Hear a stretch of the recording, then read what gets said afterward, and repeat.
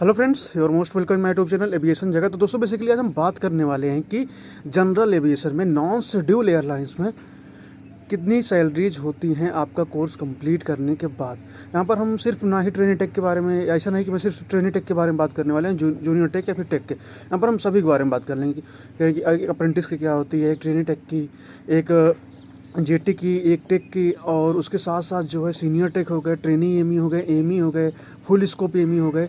Basically हम सभी के बारे में बात करने वाले हैं कि मुझे काफ़ी टाइम हो गया अभी जनरल एविएशन में, तो मैं इस बारे में बात करने वाला हूँ कि क्या इनकी सैलरीज होती हैं जनरल एविएशन में, नॉन शेड्यूल एयरलाइंस में। शेड्यूल की बात नहीं कर रहा, शेड्यूल के बारे में फिर से कभी बनाऊंगा वीडियो, लेकिन आज मैं बात करने वाला हूँ कि जनरल एविएशन में क्या क्या इनकी सैलरीज होती हैं।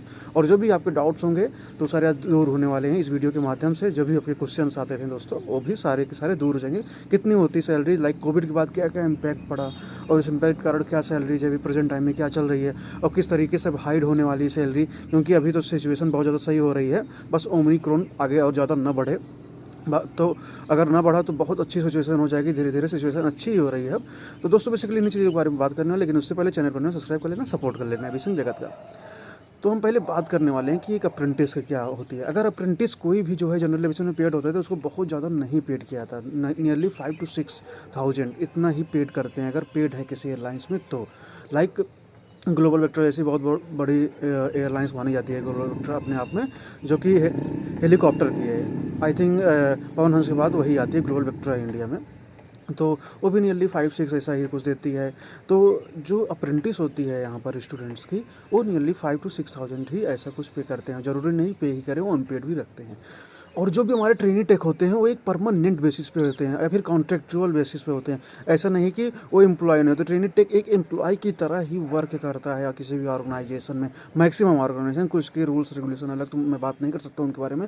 और एक ट्रेनी टेक भी एज ए एम्प्लॉय की तरह ही ट्रीट किया जाता है। उसकी सैलरी ज़्यादा नहीं होती। देखो यहाँ पर स्टार्टिंग में एविएशन में सैलरीज बिल्कुल ज़्यादा नहीं होती जब तक आप इंजीनियर नहीं बन जाते और आप अपने सारे पेपर्स नहीं क्लियर कर लेते हो, क्योंकि पेपर्स का बहुत ज़्यादा वैल्यू है। इसलिए मैं बार बार बोलता हूँ कि पेपर से बहुत ज़्यादा ध्यान दो, आज नहीं तो कल इंजीनियर बन जाओ, क्योंकि स्टार्टिंग में टेक इन सब पोजीशन पर सैलरी बहुत कम होती है। हम बात कर लेते हैं ट्रेनिंग टेक की क्या सैलरी होती है। तो ट्रेनिंग टेक की सैलरी मुश्किल से 10 से 12, मैं भी मैं ज़्यादा ही बोल रहा हूँ। Like associate tech IndiGo hire करती है सिर्फ 8 में। तो बेसिकली इन सब पोस्ट ट्रेनिंग टेक, लाइक नाम से पता चल रहा है कि बस उनको training as a training treat किया जा रहा है, मतलब उनको ट्रेनिंग दी जा रहा है, ट्रेनिंग से चीज़ें बताई जा रही है। उनका सबका इनिशियल फेज है। तो अब आते हैं अपने नेक्स्ट पोजीशन, जो कि होती है जूनियर टेक। दोस्तों जूनियर टेक सच बोलूँ तो एक बहुत ज़्यादा रिस्पॉन्सिबल पर्सन बन जाता है धीरे धीरे ट्रेनिंग टेक के बाद। जैसा कि हम भी देखते हैं कि जूनियर टेक का बहुत ज़्यादा रिस्पॉन्सिबल होता है। और जूनियर टेक की सैलरी जो नियरली होती है प्रेजेंट टाइम में 15 to 20 के बीच में ही है। जनरल एविएशन में बात कर लूँ 15 to 20, इससे ज़्यादा नहीं होती, या फिर इससे थोड़ा कम भी बोल सकते हैं कि 12 से 18 ऐसा कुछ है, जो कि एक जेटी की सैलरीज होती हैं।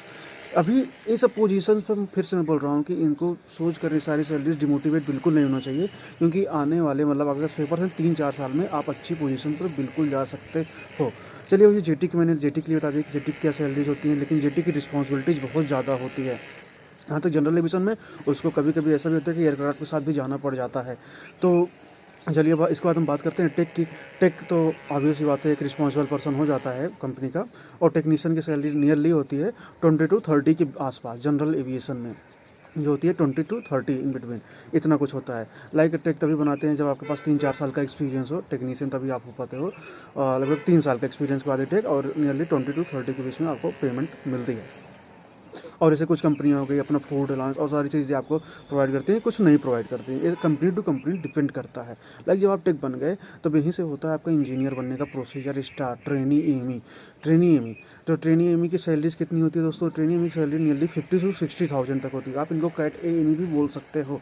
नियरली 50 जनरल एविएशन में जो देखता हूँ। और हाँ, एक बात बोलूँ तो जनरल एविएशन में जैसे बहुत लोगों के अंदर डाउट रहता है कि सैलरीज कम होती है इंजीनियरों की, लेकिन जितना मैं देखता हूँ तो यहाँ के जो इंजीनियर्स होते हैं उनकी सैलरीज बहुत ज़्यादा होती है। यहाँ के जो एक इंजीनियर होता है, क्योंकि उसको एक ही इंजीनियर 2-2 एयरक्राफ्ट तक यहाँ पर देखता है, लेकिन शेड्यूल में ऐसा नहीं होता है।